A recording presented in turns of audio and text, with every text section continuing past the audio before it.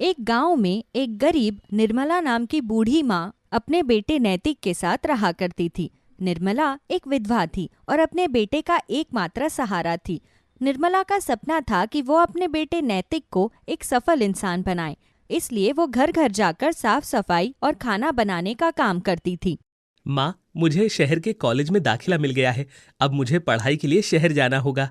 बेटा, ये तो बहुत बड़ी खुशी है। मैं तुझे जरूर शहर भेजूंगी।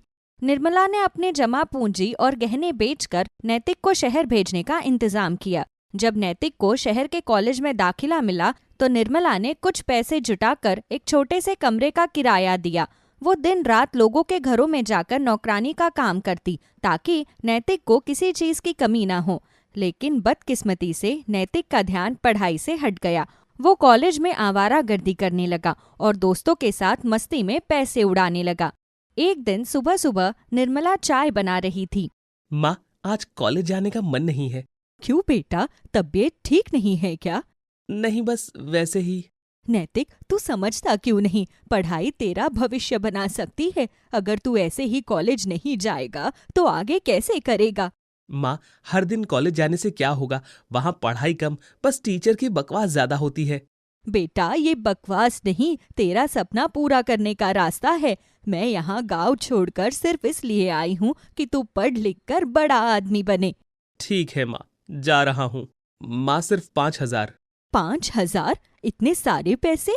बेटा, मैं कहाँ से लाऊं? तेरी फीस, घर का खर्च सब मुश्किल से चलता है। माँ, मुझे नहीं पता आप हमेशा पैसों की कमी का रोना क्यों रोती रहती हैं। क्या आप चाहती हैं कि मैं दूसरों के सामने शर्मिंदा हो जाऊं? नैतिक, मैं तेरे लिए दिन रात मेहनत करती हूँ, दूसरों के घरों में काम करती हूँ ताकि तुझे पढ़ा लिखा सकूं, और तू तू मुझसे इस तरह बात कर रहा है? माँ, मुझे बस पैसे चाहिए, आप देंगी या नहीं? ठीक है, मैं इंतजाम करती हूँ, लेकिन बेटा ये पैसे पढ़ाई के लिए है, फिजूल खर्च के लिए नहीं। शुक्रिया माँ, मैं शाम को ले लूंगा। निर्मला पैसे जुटाने के लिए अपनी सोने की अंगूठी गिरवी रख देती है। अगले दिन नैतिक अपने दोस्तों के साथ क्लब जाता है। अरे वाह नैतिक, तू आ गया और पैसे भी लाया है। चल, अब मस्ती करते हैं। क्या भाई, पैसे तो थे, बस बहाने बना रहा था। माँ ने इंतजाम कर ही दिया। अरे जल्दी चलो पार्टी में, नहीं तो लेट हो जाएंगे। नैतिक ने दोस्तों के सामने दिखावा तो कर लिया, लेकिन उसके दिल में ग्लानि थी।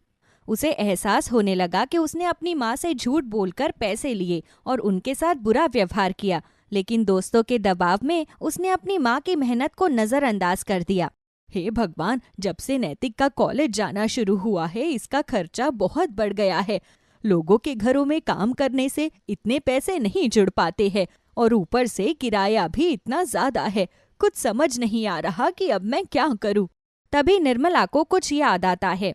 अरे हाँ, याद आया, जब नैतिक छोटा था और स्कूल जाता था तब मैं उसके लिए लंच में समोसे बनाकर भेजा करती थी। नैतिक कितने शौक से वो समोसे खाया करता था। क्यों ना मैं समोसे का ठेला लगाना शुरू कर दूं? वैसे भी शहर के लोगों को बाहर का चटपट खाने में बहुत मजा आता है। मेरी बिक्री भी होगी। कल ही मैं ठेले का सामान और समोसे का सामान खरीद कर ले आऊंगी। अगले ही दिन निर्मला ने बड़ी उत्सुकता से ठेले का सामान खरीदा। घर लौटकर वो समोसे बनाने की तैयारी में लग गई। आटा गूंथना, आलू भरना और फिर उन्हें तलना, ये सब काम उसके लिए अब नया नहीं था। लेकिन बुढ़ापे के कारण उसके हाथ थोड़े से कांपते थे। कई बार समोसे तलते समय उसके हाथ जल भी गए, लेकिन उसने हिम्मत नहीं हारी। पूरी रात जागकर उसने समोसे बनाए और उन्हें एक बड़े बर्तन में रख दिया। सुबह होते ही निर्मला ने अपना ठेला एक व्यस्त सड़क पर चाय की दुकान के ठीक सामने लगा लिया। अरे आइए आइए, गर्मा गर्म समोसे खाइए, इनका करारापन आपको बहुत पसंद आएगा। तभी एक स्कूल का बच्चा वहां से गुजर रहा था। उसे समोसे की खुशबू आती है, उसके मुंह में पानी आ गया। वो निर्मला के ठेले के पास रुक गया और बोला, आंटी आंटी, मुझे भी समोसा खाना है। अच्छा बेटा, ठीक है, बताओ कितने समोसे खाओगे? मैं 2 समोसे खाऊंगा। निर्मला ने बच्चे के लिए 2 गर्मा गर्म समोसे निकाले और चटनी के साथ उसे दिए। ये लो बेटा, तुम्हारे 2 समोसे। आंटी, समोसे कितने के थे? बेटा, समोसे 20 रुपए के थे। लेकिन आंटी, मेरे पास तो 15 रुपए ही हैं। निर्मला बच्चे की मासूमियत को देखकर पिघल जाती है। कोई बात नहीं बेटा, तुम इतने ही पैसे दे दो। Thank you aunty. बच्चा समोसे खाते हुए चला जाता है। इसी बीच एक आदमी ठेले के पास आता है। अरे वाह, कितनी अच्छी खुशबू है इन समोसों की। इन्हें देखकर मुझे मेरे गांव की याद आ गई। अरे भैया, ऐसा क्या खास था आपके गांव के समोसों में? अरे अम्मा जी, बस पूछो मत, सब नॉस्टैल्जिक हो गया। गांव में भी ऐसे ही ताजे और करारे समोसे मिला करते थे, गर्मा गर्म चटनी के साथ। कई साल हो गए समोसे खाए हुए। अम्मा, जरा एक प्लेट समोसा लगा दीजिएगा। निर्मला ने गरम समोसे प्लेट में सजाए और चटनी के साथ आदमी को दिए। ये लीजिए भैया, आपके गांव की याद ताजा कर देंगे ये समोसे। अरे वाह अम्मा, बिल्कुल वही स्वाद। तुमने तो सच में दिल खुश कर दिया। कितने पैसे हुए? भैया, एक प्लेट के 10 रुपए। ये लो, 40 रुपए रख लो, बचे हुए तुम रख लेना। तुम्हारे हाथ में सच में जादू है। अरे भैया, इतने क्यों दे रहे हो? ये तो ज्यादा है।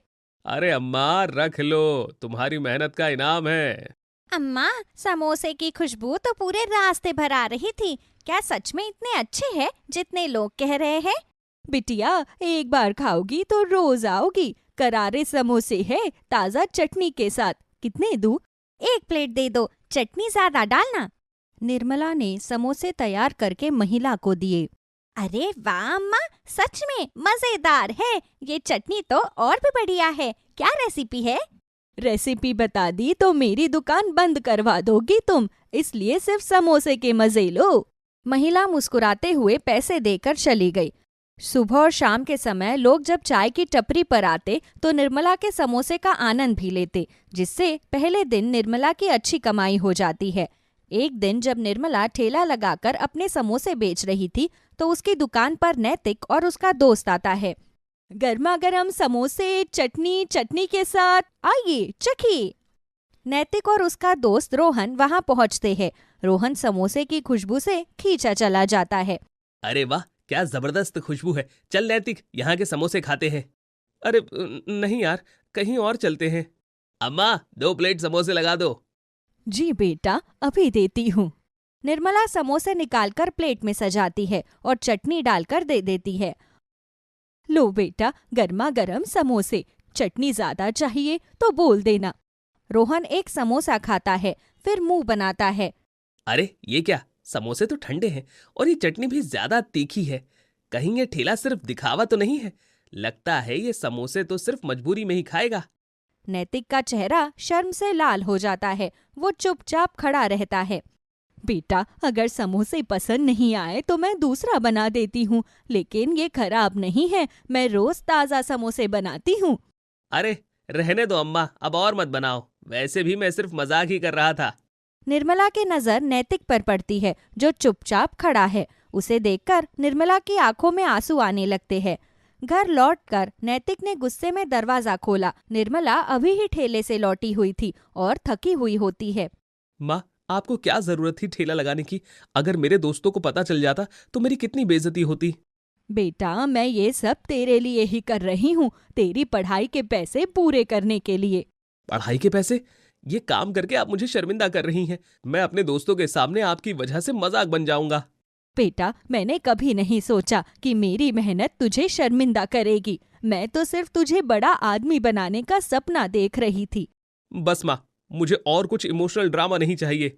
निर्मला की आंखों में आंसू आ गए। वो चुपचाप बिस्तर पर जाकर लेट गई। नैतिक बिना कुछ और कहे अपने कमरे में चला गया। अगले दिन सुबह निर्मला को तेज बुखार था। वो बिस्तर से उठ भी नहीं पा रही थी। नैतिक ने जब ये देखा तो वो घबरा गया। माँ, आप ठीक है ना? डॉक्टर को बुलाना पड़ेगा। बेटा, पैसे आएंगे कहाँ से? तूने जो मांगे थे वो सब तुझे दे दिए। अरे नहीं, वो सारे पैसे तो मैंने खर्च कर दिए। अब मैं क्या करूं? एक काम करता हूं, आज ठेले पर समोसे बना लेता हूं। जो पैसे कमाऊंगा उससे दवाई ले लूंगा। उस दिन नैतिक ने ठेले पर जाने का फैसला किया। वो अपनी माँ की जगह ठेले पर खड़ा हुआ और समोसे बेचना शुरू कर दिया। अरे भैया, ये समोसे तो वही अम्मा बनाती है ना? आज वो कहाँ है? अम्मा बीमार है, मैं उनकी जगह समोसे बेच रहा हूँ। अरे कोई बात नहीं, उनके बनाए समोसे लाजवाब होते हैं। जल्दी से ठीक होने की दुआ करेंगे। दिन भर नैतिक ने ठेले पर काम किया। उसने समझा कि ये काम कितना कठिन था। ग्राहकों की फरमाइशें संभालना और दिन भर खड़े रहना आसान नहीं था। शाम को जब वो घर लौटा तो उसकी माँ बिस्तर पर लेटी थी। वो उसके पास बैठ गया और रोने लगा। माँ, मुझे माफ कर दो। मैंने आपकी मेहनत की कदर नहीं की। मुझे समझ में आ गया कि आप मेरे लिए कितना कुछ करती हैं। आज ठेले पर खड़ा होकर मैंने आपकी तकलीफ को महसूस किया। बेटा, तू समझ गया, यही मेरे लिए काफी है। मुझे तुझसे कोई शिकायत नहीं। बस तू अपने सपने पूरे कर, यही मेरी मेहनत का इनाम होगा। नैतिक ने अपनी माँ को गले लगा लिया। उस दिन के बाद नैतिक ने अपनी पढ़ाई पर पूरा ध्यान दिया। उसने अपने दोस्तों से दूरी बना ली और ठान लिया कि वो अपनी माँ के सपने को पूरा जरूर करेगा। तेजवंती अपने पति के निधन के बाद अपने बेटे शुभम को अच्छी जिंदगी देने के लिए शहर जाने का फैसला करती है। गांव में उसकी एक ही सबसे अच्छी सहेली थी जिसका नाम सरिता था। मैं तेरा दुख जानती हूँ तेजवंती, इसीलिए मैं तुझे जाने से नहीं रोकूंगी। इस छोटे से गांव में तू सचमुच में शुभम की परवरिश नहीं कर पाएगी। वहाँ पर तुझे काम भी मिल जाएगा, लेकिन याद रखना, तेरी ये सहेली, तेरी ये बहन हमेशा तुझे याद करेगी। तुझे कभी भी जरूरत हो तो मुझे जरूर याद करना। जानती हूँ सरिता, तू तो मेरे सुख दुख की साथी है। तू भी अपना बहुत ध्यान रखना। फोन पर बातें किया करेंगे। मैं वहां जाकर एक फोन ले लूंगी। ले, तो इस कागज पर अपना नंबर लिख दे।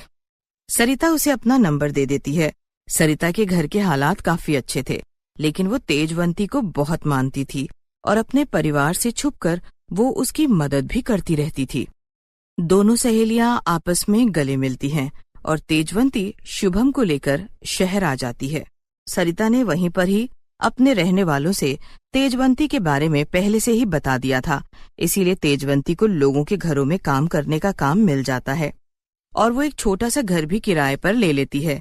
वो शुभम के साथ फोन लेने के लिए बाजार जाती है और एक छोटा सा फोन खरीदकर वो दुकानदार से उसे सीख लेती है। अरे बहन जी, कोई मुश्किल नहीं है। देखो, जो नंबर आपने मुझे दिया, मैंने यहाँ पर सरिता लिख दिया। बस आपके यहाँ पर इस तरह बटन दबाना है और फोन लग जाएगा। घर जाकर तेजवंती ने सरिता को फोन किया और दोनों ने एक दूसरे से अपना सुख दुख बांटा। अब तेजवंती सुबह ही काम पर चली जाती। शुभम का स्कूल में उसने एडमिशन करा दिया। जिंदगी एक रास्ते पर आ गई थी, इसलिए तेजवंती और शुभम शाम को ही मिलते। तभी माँ बेटा एक दूसरे का सुख दुख सुनते। माँ, पता है, आज मेरा एक दोस्त बना है स्कूल में। यहाँ की टीचर भी बहुत अच्छे हैं। मेरी टीचर कह रही थी कि मैं पढ़ाई में अच्छा हूँ, अगर दिल लगाकर पढ़ाई करूंगा तो बहुत अच्छे नंबरों से पास हो जाऊंगा। ये तो बहुत अच्छी बात है शुभम, दिल लगाकर पढ़ाई करना। मेरे बेटे, तुझे एक दिन बड़ा आदमी बनना है। हाँ माँ, मैं बहुत मेहनत करूंगा, बड़ा आदमी बनूंगा और फिर तुझे काम भी नहीं करने दूंगा। तू तो बस आराम से बैठी रहना। ये सुनकर तेजवंती शुभम को गले लगा लेती है। फिर दोनों माँ बेटा खाना खाकर सो जाते हैं। वक्त का पहिया अपनी रफ्तार से आगे बढ़ता है और शुभम पढ़ाई करते करते 12वीं क्लास पास कर लेता है। तेजवंती अभी भी लोगों के घरों में काम कर रही थी। थोड़ा थोड़ा करके उसने कुछ पैसे भी जमा कर लिए थे। माँ, मुझे कॉलेज में एडमिशन तो मिल गया, लेकिन वहाँ की फीस, आने जाने का खर्चा और किताबों का खर्चा तो बहुत ज्यादा पड़ रहा है। जब तक तेरी माँ जिंदा है तुझे चिंता करने की बिल्कुल भी जरूरत नहीं है। ये ले, थोड़े से पैसे मेरे पास हैं। अगर कम पड़े तो मैं अपने मालिक से उधार ले लूंगी। नहीं नहीं माँ, इसकी जरूरत नहीं पड़ेगी, इतने पैसे काफी हैं। तभी तेजवंती अपना थैला उठाकर लाती है और उसमें से एक सेकंड हैंड फोन शुभम को देती है। जब मैंने अपने मालिक और मालकिन को बताया कि तुम कॉलेज जाने वाले हो, तो उन्होंने तुम्हें ये फोन दिया है। ये उनके बेटे का है, बस 1 ही महीना उसने चलाया है। माँ, ये तो सचमुच में नया फोन लग रहा है। मैं इसके बारे में तुमसे बात करने ही वाला था। अच्छा हुआ अब मुझे फोन मिल गया। मैं आने जाने का बता सकूंगा और पढ़ाई भी कर पाऊंगा। तेजवंती पूरी कोशिश करती है कि शुभम को कभी भी किसी चीज की कमी न हो और बीच बीच में वो अपनी दोस्त सरिता को भी फोन करके यहाँ और वहाँ की बातें आपस में बताती। अरे तेजवंती, आजकल तो बड़े अच्छे अच्छे फोन आ गए हैं। एक फोन लेकर क्यों नहीं हम एक दूसरे को देखते हुए बात करें। कितने दिन हो गए हैं, दिन क्या साल हो गए हैं।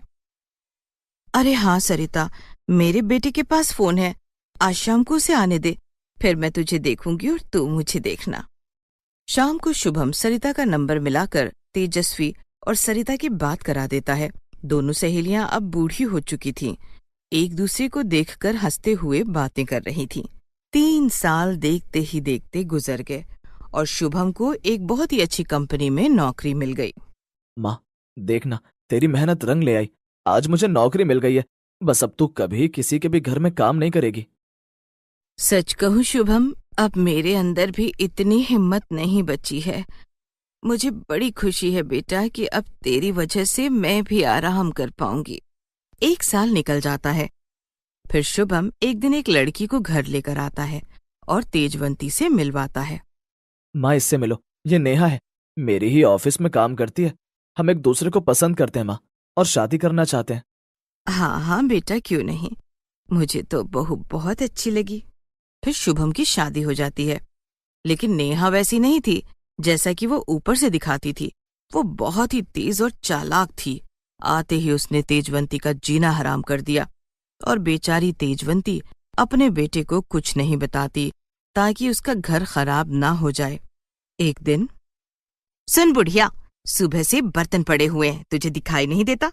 मैंने तो सुना है कि तूने सारी जिंदगी लोगों के घरों में बर्तन मांजे हैं, लेकिन अपने घर में बर्तन मांजते हुए तो तेरे हाथ ही टूट जाते हैं। मैं अभी साफ कर देती हूँ बहू, लेकिन इस तरह बात मत किया करो, मुझे अच्छा नहीं लगता बेटा। वक्त का पहिया जब घूमता है तो अच्छे अच्छे को लेकर जाता है। आज तो मेरे साथ ऐसा व्यवहार कर रही है, कल को तेरी औलाद अगर तेरे साथ ऐसा करेगी तो? हरगिज नहीं, मैं तो अपने बच्चों को सारी सुख सुविधा दूंगी। तूने आखिर दिया ही क्या है? बेचारा शुभम कितनी मेहनत करता है और मैं तो कमाती हूँ, इसलिए मेरे बच्चे हमेशा मेरी इज्जत करेंगे। जब भी शुभम घर पर नहीं होता, नेहा तेजवंती के साथ बहुत बुरा बर्ताव करती। उसके हाथ से खाना छीन लेती। वो कोई फल न खा ले इसलिए फ्रिज पर भी ताला लगा कर रखती। अच्छा खाना पीना न मिलने के कारण धीरे धीरे तेजवंती कमजोर होने लगी और बीमार भी रहने लगी। एक दिन नेहा ऑफिस चली जाती है। तेजवंती अपने फोन से सरिता को फोन मिलाती है और फिर सरिता तेजवंती को कोई बात बताती है, जिसे सुनकर तेजवंती खुश हो जाती है।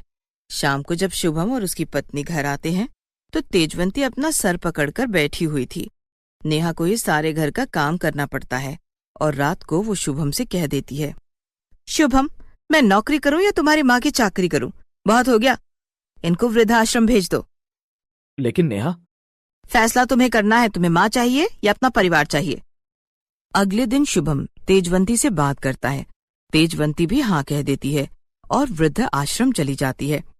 लेकिन 1 हफ्ते बाद ही वृद्ध आश्रम से नेहा के पास फोन जाता है। क्या आप सच कह रही हैं? नहीं नहीं, हम तो उन्हें भेजना ही नहीं चाहते थे, बस ऐसे ही थोड़ा हमें कहीं जाना था तो इसलिए हमने उन्हें थोड़े दिनों के लिए वहां पर छोड़ा।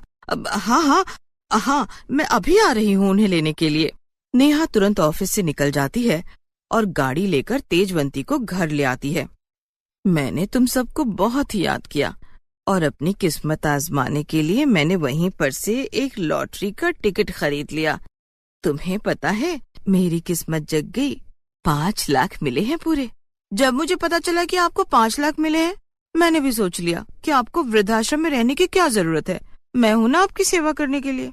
शुभम भी घर आ जाता है। उसे जब पता चलता है कि माँ की 5 लाख की लॉटरी निकली है तो वो भी खुश हो जाता है। माँ क्या करोगी 5 लाख रुपए का? अरे माँ क्या करेगी, माँ को भला क्या काम हो सकता है, वो हमें दे देगी। हाँ बेटा, सब कुछ तुम्हारा ही तो है, लेकिन मैंने जिंदगी में कभी इतने पैसे नहीं देखे, इसीलिए कुछ दिन तो मैं इन पैसों को अपने पास ही रखूंगी। ये देखो, वृद्धाश्रम वालों ने मुझे ये छोटी सी अटैची भी दी है और इसमें 5 लाख रुपए रखे हुए हैं, मुझे भी तो दिखाओ ना। ना, बिल्कुल भी नहीं, मैं किसी को भी पैसे नहीं दिखाऊंगी, सब कुछ तुम्हारा ही तो है, समय आने पर तुम्हें दे दूंगी। अब नेहा को 5 लाख का लालच था। वो हर समय अब तेजवंती का बड़ा ख्याल रखने लगी। अच्छा खाना, फल फ्रूट और यहाँ तक कि रात को दूध भी देने लगी। तेजवंती की सेहत धीरे धीरे अच्छी होने लगी। वो दोनों के चले जाने के बाद घर के कामों में हाथ बटाती और इस तरह अब तेजवंती का जीवन बिल्कुल बदल गया। शुभम के घर बेटा भी हो जाता है। तेजवंती अपने पोते के साथ बहुत खुश रहती है और नेहा से कहती है कि वो 5 लाख अपने पोते को देकर जाएगी। एक दिन रात को तेजवंती की तबीयत बहुत खराब हो जाती है। शुभम उसे अस्पताल लेकर जाता है और ये सुनकर शुभम रोने लगता है। नेहा मन ही मन सोचती है कि अब तो 5 लाख उन्हें मिल जाएंगे। तेजवंती का क्रियाकर्म अच्छे से हो जाता है। उसके बाद 13वीं भी शुभम बहुत अच्छे से करता है और अगले दिन नेहा शुभम से कहती है, मैंने माँ से कितनी बार कहा कि पैसे को बैंक में रख दो, बढ़ जाएंगे, लेकिन वो मेरी बात नहीं मानती थी। चलो कोई नहीं, हम बक्सा खोल लेते हैं, 5 लाख तो हमें मिल ही जाएंगे। शुभम तेजवंती के उस बक्से का ताला तोड़ देता है जिसमें तेजवंती ने कहा था कि 5 लाख रुपए रखे हैं। लेकिन जब बक्सा खुलता है तो उसके अंदर एक चिट्ठी रखा हुआ था। बेटा शुभम, मैंने कोई लॉटरी का टिकट नहीं खरीदा था और ना ही मेरी कोई लॉटरी लगी थी। मैंने सोचा अगर पैसे रिश्ते संभाल सकते हैं तो क्यों ना झूठ बोल दूं, क्योंकि मैं तुझसे दूर नहीं रह सकती थी। बहू से कहना कि अपने बेटे की अच्छी परवरिश करे ताकि बहू को मेरी तरह झूठ बोलकर घर में न रहना पड़े। और मैंने नेहा को भी माफ कर दिया है उसके बुरे बर्ताव के लिए। बाकी इस माँ की दुआएं तो हमेशा तेरे साथ है बेटा। तुम जिंदगी में बहुत कामयाब इंसान बनो, खूब तरक्की करो और खुशहाल रहो। तुम्हारी माँ तेजवंती। मुझे माफ कर दो शुभम, मुझे अपनी गलती का एहसास हो गया है। और इस तरह तेजवंती ने थोड़ी सी चालाकी के साथ ही सही लेकिन अपना बुढ़ापा संवार लिया। हरिपुर गांव में राम प्रसाद अपने परिवार के साथ रहता था। उसके परिवार में उसकी पत्नी कमला, बड़ा बेटा अमन, उसकी पत्नी शांति और छोटा बेटा रमन रहते थे। राम प्रसाद एक रिटायर स्कूल के अध्यापक थे।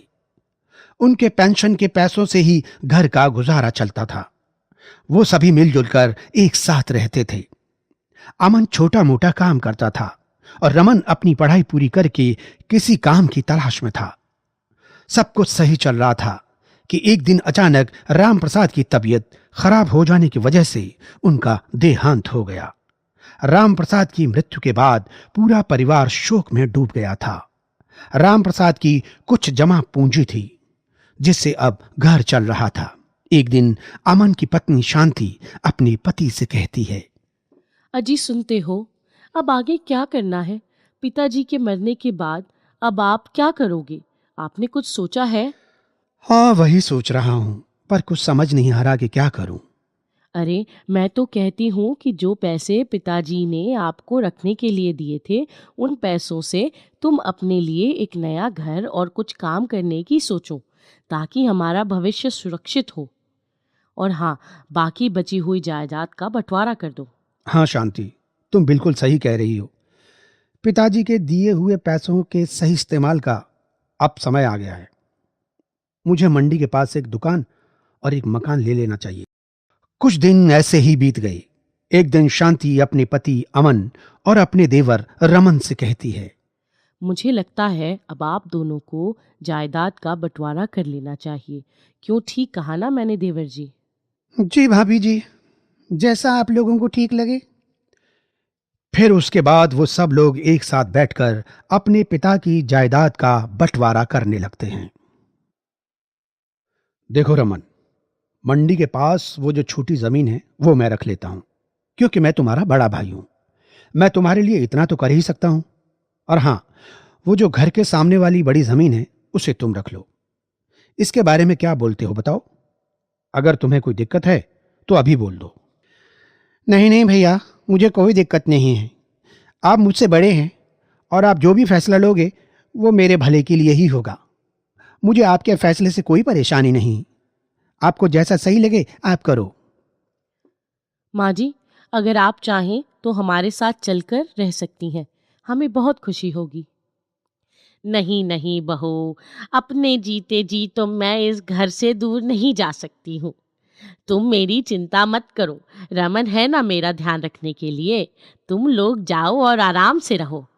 बंटवारा हो जाने के बाद उसी रात को शांति अपने पति से कहती है, ये आपने क्या किया? छोटी जमीन खुद के लिए और बड़ी जमीन देवर जी को दे दी। ये कैसा बंटवारा किया आपने? मुझे तो कुछ भी समझ नहीं आ रहा है। आखिर चल क्या रहा है आपके दिमाग में? मुझे कुछ बताओगे भी या नहीं? अरे अरे शांत हो जाओ। मैंने बहुत सोच समझ कर ये फैसला लिया है। अरे मंडी वाली जमीन छोटी है पर मेरी दुकान के लिए काफी लाभदायक है। और वो घर के सामने वाली जमीन है, वो तो सालों से बंजर है। वहां तो फसल भी नहीं उगेगी, इसलिए मैंने वो जमीन रमन को दे दी। क्यों, अब आई ना बात समझ में? हाँ हाँ, ये तो बहुत सही किया आपने। कुछ समय बाद अमन ने मंडी की जमीन के ऊपर अपना घर बनाया और उस घर में एक दुकान किराने की भी खोल ली। उधर दूसरी तरफ रमन को कहीं भी नौकरी नहीं मिल रही थी। धीरे धीरे जमा पूंजी भी अब खत्म होने लगी थी। इसलिए एक दिन कमला अपने बेटे रमन से कहती है, बेटा रमन, अब तुम नौकरी की आस छोड़ दो। तुम अब अपने हिस्से की जमीन पर फसल उगाओ। मन लगाकर अगर तुम इस काम को करोगे तो तुम इसमें भी सफलता हासिल कर सकते हो। ठीक है माँ, जैसा आप कहें। माँ की बात मानकर अगले दिन सुबह सुबह रमन हाथ में कुदाल लेकर अपने खेत पर जाता है। खेत पर जाकर वो देखता है कि वो जमीन तो बिल्कुल सूखी और बंजर पड़ी है। अब ये देखकर रमन सोच में पड़ जाता है। हे भगवान, ये जमीन तो बिल्कुल बंजर है। एक तो नौकरी भी नहीं मिल रही और अब ऊपर से मेरे नसीब में ये बंजर जमीन, कैसे उगेगी फसल इस पर? फिर भी रमन पूरे आत्मविश्वास के साथ कुदाल लेकर खेत को खोदना शुरू कर देता है। इस तरह 5 से 4 दिन में उसने पूरी मेहनत और लगन से पूरा खेत खोद दिया। उसके बाद उसने खेत में बीज बोई और 2-3 महीने बाद आखिरकार रमन की मेहनत रंग लाती है और उस बंजर जमीन पर फसल उगनी शुरू हो जाती है। रमन ने अपने खेतों की खुदाई के लिए अब 2 बैल भी खरीद लिए। रमन को भी अब खेती करना बहुत अच्छा लगने लगा था, तो इसलिए उसने अब अपने आसपास की कुछ और जमीन भी खरीद ली। खेती का काम अब बढ़ने लगा था, इसलिए रमन ने अपनी मदद के लिए कुछ मजदूर भी रख लिए थे जो उसकी खेती की कामों में मदद करते थे। सालों से जो जमीन सूखी और बंजर पड़ी थी, रमन की मेहनत से वो जमीन अब उपजाऊ और हरी भरी हो गई थी। चारों तरफ पहले सूखा ही सूखा दिखाई देता था, अब वहां हरियाली ही हरियाली थी। एक दिन कुछ गांव वाले रमन के खेतों के पास से गुजर रहे थे। उन्होंने जब वहां हरे भरे खेत देखे तो वो आपस में बात करने लगे। ये जमीन तो पिछले कई सालों से बंजर पड़ी थी। इस जमीन पर फसल उगाना बहुत मुश्किल काम था। हाँ भाई, ये तो रमन के नसीब का खेल है। देखो कैसे ये बंजर जमीन अब उपजाऊ हो गई। हाँ भैया, सही कहा। ये सब नसीब का ही खेल है, वरना किसी को यकीन भी था कि कभी इस जमीन पर भी ऐसी फसल होगी। मेहनत भी पूरी की है भाई रमन ने, बहुत ही मेहनती लड़का है। उन लोगों की बातें रमन की माँ कमला सुन लेती है और अपने बेटे की तारीफ सुनकर बहुत खुश होती है। कुछ दिन बाद अब फसल भी तैयार हो गई थी। एक दिन रमन अपनी फसल को बोरियों में भरकर बेचने के लिए बैलगाड़ी में रखकर घर से मंडी के लिए निकल पड़ा। अनाज के व्यापारी के पास जाने के लिए मंडी के अंदर से होकर जाना पड़ता था। जब रमन मंडी से होकर जा रहा था तो उसको उसका बड़ा भाई अमन देख लेता है और सोचता है, अरे ये तो रमन है, पर इसके पास ये इतनी सारी बोरियां अनाज की कहां से आ गईं? मैंने तो इसको बंजर जमीन दी थी, फिर ये सब कैसे? इतनी सारी बोरियां रमन के पास? रमन मंडी के एक अनाज व्यापारी के पास जाता है और अपने अनाज की बोरियों को अच्छे दामों पर बेच देता है। उसकी फसल बहुत अच्छी हुई थी, इसलिए उसकी सारी बोरियां हाथों हाथ बिक गई। वहीं दूसरी तरफ अमन की दुकान अच्छे मुनाफे में नहीं चल रही थी। रात को जब अपनी दुकान बंद करके अमन घर जाता है तो वो अपनी पत्नी से कहता है, अरे पता है, आज मैंने रमन को देखा, मंडी से गुजर रहा था। वो क्या कर रहा था मंडी में? अरे अनाज से भरी हुई बैलगाड़ी थी उसके साथ। क्या? पर आपने तो कहा था कि वो जमीन बंजर है और उस पर कभी भी फसल नहीं उगेगी। हाँ, वो जमीन बंजर ही थी, पर पता नहीं। अरे जब बंजर थी तो फिर फसल कहाँ से आई? अरे भाग्यवान, तुम परेशान मत हो। मैं कल ही फसल के व्यापारी के पास जाता हूँ और पता करता हूँ कि ये चक्कर क्या है। हाँ हाँ, पता करो कि उसके पास फसल आई कहाँ से। अगले दिन वो फसल के व्यापारी के पास जाता है। नमस्कार, कैसे हो भैया? अरे अमन, तुम आओ आओ, सब ठीक है? आज कैसे आना हुआ इधर? अरे बस वो पास वाले गांव जा रहा था तो सोचा आपसे भी मिलता चलूं। बहुत अच्छा किया तुमने। और बताओ, कैसा चल रहा है आपका व्यापार? अब क्या बताऊं अमन भाई, जब से तुम्हारे छोटे भाई ने फसल उगाने का काम शुरू कर दिया है तब से मेरा कारोबार तो बढ़ने ही लगा है, एकदम बढ़िया चल रहा है। ओह अच्छा। हाँ, अब तो रमन हमारे गांव का बहुत ही मशहूर किसान बन गया है। व्यापारी के मुंह से अपने छोटे भाई की तारीफ सुनकर अब अमन से नहीं रहा गया और वो तुरंत वहां से अपने भाई के खेत में गया। वहां जाकर उसकी आंखें फटी की फटी रह गईं। जहां कभी हर तरफ बंजर जमीन दिखाई देती थी, अब वहां चारों तरफ हरे भरे लहराते खेती खेत नजर आ रहे थे। ये सब देखकर अमन को अपनी गलती पर बहुत ही पछतावा हुआ और फिर वो सोचने लगा, हे भगवान, मैंने अपने छोटे भाई के साथ इतना गलत किया, ये मुझे नहीं करना चाहिए था। वहां से सीधा वो घर जाकर अपनी पत्नी से कहता है, अरे सुनती हो, आज मैं रमन के खेत में गया था। तुम्हें यकीन नहीं होगा, अब वो जमीन बंजर नहीं रही, उस खेत में अब हरी भरी फसल लहरा रही है। शांति बहुत चालाक औरत थी। अपनी पति की बात सुनकर वो तुरंत कहती है, अच्छा तो ये बात है, तो तुम एक काम करो, किसी तरह बहला फुसलाकर ये जमीन भी अब तुम अपने नाम करा लो। नहीं नहीं, बिल्कुल नहीं। अब मैं तुम्हारी किसी भी उल्टी सीधी बातों में नहीं आने वाला। तुम्हारे कहने पर ही मैंने अपने भाई के साथ बहुत गलत किया था। मैं कल वहां जाऊंगा जरूर, पर जमीन हथियारे नहीं, अपने छोटे भाई से माफी मांगनी। तुमको भी चलना है तो चलना मेरे साथ, वरना जो करना है करो। उसके बाद अमन अपना घर और दुकान बेचकर अपने घर वापस आ जाता है और अपने छोटे भाई रमन से कहता है, रमन मेरे भाई, मुझे तुमसे कुछ कहना है। हाँ हाँ हाँ भैया, कहिए ना। अरे भाई, मुझे माफ कर दे। पर भैया, आप माफी क्यों मांग रहे हैं? आपने तो कुछ ऐसा किया ही नहीं। नहीं मेरे भाई, मैंने स्वार्थ में आकर तेरे साथ बहुत गलत किया था। मैंने पिताजी के दिए पैसे और मंडी वाली उपजाऊ जमीन लेकर तेरे साथ धोखा किया था। तुझे मैंने बंटवारे में बंजर जमीन दी थी। मुझे माफ करना मेरे भाई, मैं पैसों के लालच में अंधा हो गया था, पर अब मुझे मेरी गलती का एहसास हो ही गया है, इसलिए मैं अब अपने आप को सुधारना चाहता हूं। मुझे माफ कर दो भाई, मैं अपने किए पर बहुत ही शर्मिंदा हूं। भैया, आप मुझसे बड़े हैं, आप मुझसे माफी मत मांगिए। आपको अपनी गलती का एहसास हो गया है, मुझे इस बात की खुशी है। अब हम दोनों भाई मिलकर मेहनत और लगन से फसल उगाएंगे। अपने छोटे भाई के मुंह से ये सब सुनकर अमन बहुत खुश हुआ और अब अगले दिन से अमन और रमन दोनों एक साथ खेतों पर काम करने के लिए जाने लगे थे और शांति घर के कामों में अपने साथ कमला का हाथ बटाने लगी थी। उस दिन के बाद वो लोग पहले की तरह खुशी खुशी रहने लगे थे। मैरी अपने पति जॉन, सास मरियम, बेटे डेविड और बेटी स्टेला के साथ एक शहर में रहती है। मैरी और जॉन एक ही फैक्ट्री में हर रोज काम के लिए जाया करते थे।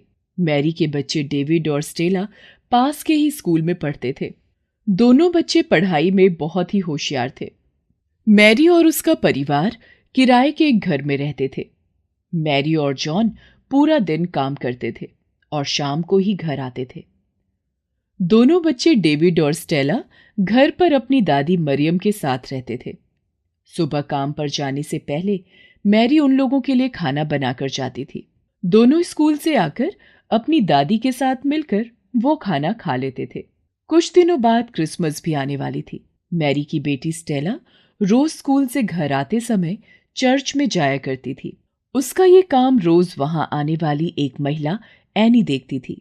एनी एक सोशल वर्कर थी। एक दिन स्टेला अपनी दादी से कहती है, दादी, आपको पता है ना क्रिसमस आने वाला है? हाँ स्टेला, मुझे पता है मेरी बच्ची। दादी, आपको पता है मैंने इस बार पापा से अपने लिए क्रिसमस पर एक डॉल मांगी है? तभी स्टेला का भाई डेविड कहता है, और मैंने अपने लिए एक रिमोट कंट्रोल कार। ऐसा कहकर दोनों बच्चे खुशी से उछलने लगते हैं। उनको इतना खुश देखकर मरियम भी खुश हो जाती है। तभी स्टेला कहती है, पर दादी, क्या पापा को याद भी होगा कि इस बार हमने क्रिसमस पर उनसे क्या मांगा है?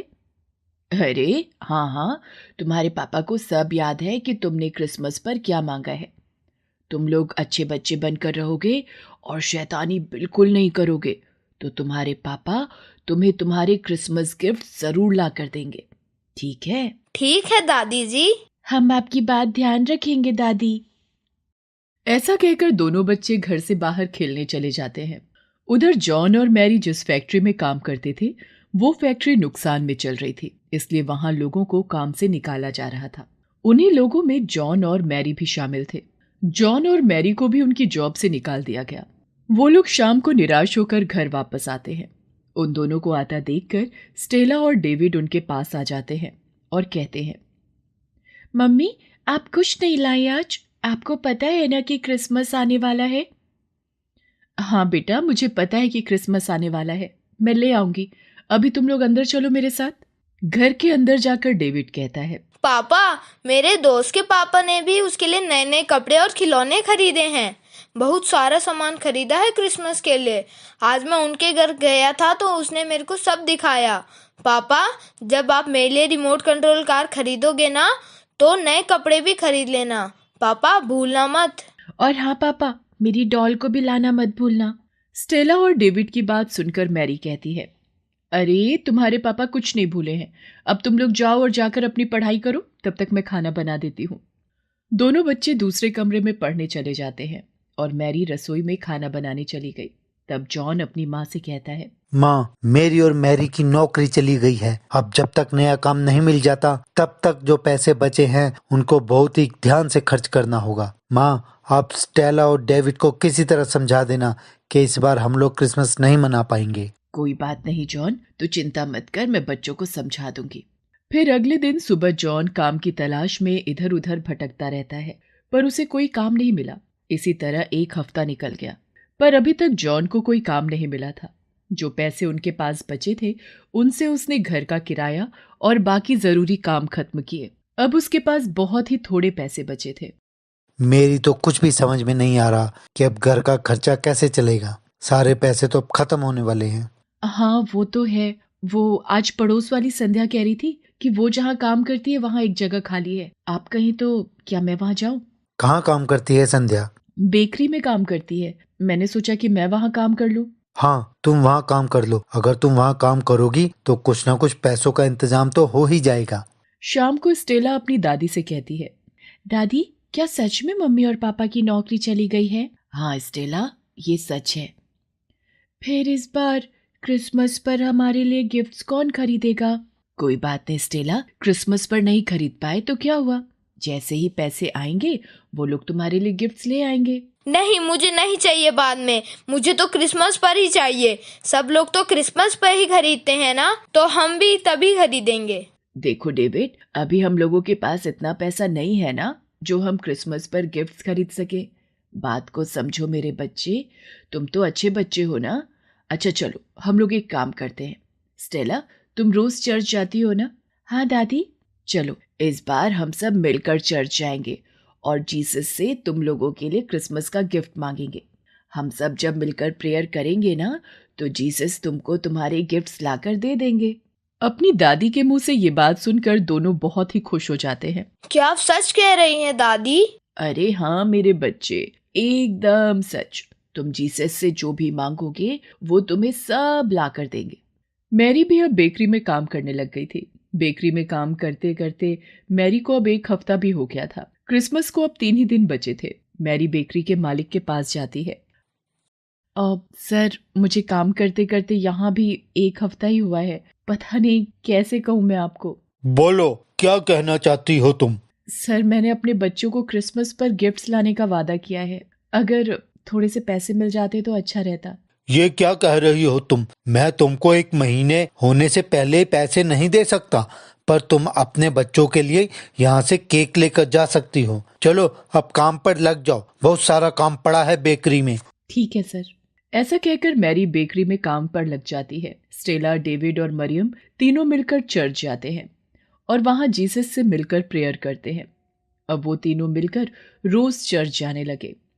उधर जॉन भी रोज काम की तलाश में जाता था, पर उसको कहीं भी काम नहीं मिलता था। क्रिसमस ईव पर मैरी सोचती है, इस बार तो बच्चों के लिए क्रिसमस पर कुछ भी नहीं खरीद पाई। पता नहीं बच्चे क्या सोचेंगे इस बार। उधर जॉन काम की तलाश में इधर उधर भटक रहा था। थक कर वो एक पेड़ के नीचे बैठ जाता है। तभी उसके पास एक बूढ़ा आदमी आता है और कहता है, बेटा कुछ खाने को दे दे, बहुत भूख लगी है। 3 दिन से कुछ नहीं खाया है, अब तो भूख की वजह से चला भी नहीं जा रहा है। उस बूढ़े आदमी की बात सुनकर जॉन अपनी पॉकेट में हाथ डालता है और पैसे निकालता है। उसके पास केवल 10 रुपए ही बचे हुए थे। उन 10 रुपयों से वो पास वाली दुकान पर से बूढ़े आदमी के खाने के लिए कुछ सामान लेकर आता है और उसको दे देता है। उसके बाद वो वहां से घर जाने के लिए निकल जाता है। आज बाजार में बहुत ही रौनक थी, क्योंकि कल क्रिसमस जो था, सारा ही बाजार क्रिसमस के लिए सजा हुआ था। ये सब देखकर जॉन कहता है, कल क्रिसमस है और मैं अपने बच्चों के लिए कुछ भी नहीं खरीद पाया। अब अगर मैं खाली हाथ घर गया तो स्टेला और डेविड मुझसे सवाल करेंगे। नहीं, मैं ऐसे घर नहीं जा सकता। क्या कहूँगा बच्चों को। ऐसा सोचता हुआ जॉन वहीं बाजार में एक कोने में बैठ जाता है और बच्चों के सोने के बाद ही घर जाने का निश्चय करता है। काफी रात होने पर घर जाता है। आज बेकरी में बहुत काम था, तो मैरी भी अभी तक घर नहीं आई थी। जैसे ही जॉन घर आता है तो वो अपनी माँ और बच्चों को घर के बाहर बैठा हुआ देखता है। जॉन को आता हुआ देखकर बच्चे दौड़कर उसके पास आते हैं। पापा देखो ना, मेरी नई रिमोट कंट्रोल कार कितनी सुंदर है। और मेरी डॉल है ना एकदम परी जैसी। जॉन अपने बच्चों के हाथ में खिलौने देखकर पूछता है, तुम लोग अब तक सोए नहीं हो क्या? अरे ये सब कौन लाए तुम लोगों के लिए? तुम्हारी माँ लेकर आई है क्या ये सब? नहीं बेटा, मैरी तो अभी आई ही नहीं है बेकरी से। बात तो ये है कि एक लड़की आई थी, उसका नाम एनी था। वो एक सोशल वर्कर है। बच्चे रोज चर्च में जाकर जीसस से अपने लिए गिफ्ट्स मांगते थे। एनी बच्चों को रोज देखती थी प्रेयर करते हुए, तो चर्च के फादर से हमारा एड्रेस पूछकर आज वो बच्चों के लिए ये गिफ्ट्स ले आई थी। अपनी माँ की बात सुनकर जॉन चौंक कर कहता है, अच्छा। इतने में वहां मैरी भी आ जाती है। मैरी के हाथ में केक का बॉक्स देखकर बच्चे खुशी से चिल्लाते हुए कहते हैं, पापा देखो मम्मी केक लेकर आई है। हाँ, अब हम भी सब लोगों की तरह क्रिसमस मनाएंगे। अब हम सब मिलकर केक काटते हैं। सब लोग घर के अंदर जाते हैं और केक काटते हैं। स्टेला और डेविड को केक बहुत ही अच्छा लगता है। वाह मम्मी, केक तो बहुत स्वादिष्ट है। हाँ मम्मी, मजा आ गया केक खाकर। चलो अब जल्दी सो जाओ, कल सुबह जल्दी उठकर चर्च भी तो जाना है ना। और हाँ, कल हम सब नए कपड़े पहनकर चर्च जाएंगे। तुम्हारी मौसी ने सबके लिए नए कपड़े भी भिजवाए हैं। कल हम क्रिसमस बहुत ही अच्छे से मनाएंगे। फिर क्रिसमस के दिन सब लोग एक दूसरे को क्रिसमस विश करते हैं और नए कपड़े पहनकर चर्च जाते हैं। चर्च जाकर वो लोग क्रिसमस प्रेयर करते हैं। चर्च में जाकर वो एनी से भी मिलते हैं और बच्चे एनी को भी क्रिसमस विश करते हैं। इस तरह उन लोगों ने अपना क्रिसमस बहुत ही अच्छे से मनाया। शाम को जॉन का एक दोस्त उसके घर आता है। वो जॉन के साथ उसी फैक्ट्री में काम करता था जहां जॉन पहले काम करता था। वो जॉन को बताता है कि कल उसको फैक्ट्री के मालिक ने बुलाया है और उसने उसको वापस काम पर रख लिया है। अब उसकी जॉब परमानेंट हो गई है और उसकी सैलरी भी अब पहले से बढ़ा दी है। फैक्ट्री का काम अब फिर से सही तरीके से चलने लगा है, इसलिए अब उसको वापस से जॉब पर रख दिया है। ये सुनकर जॉन और उसका परिवार बहुत ही खुश हो जाता है और इस तरह इस बार का ये क्रिसमस उनकी जिंदगी का एक बहुत ही यादगार क्रिसमस बन गया था।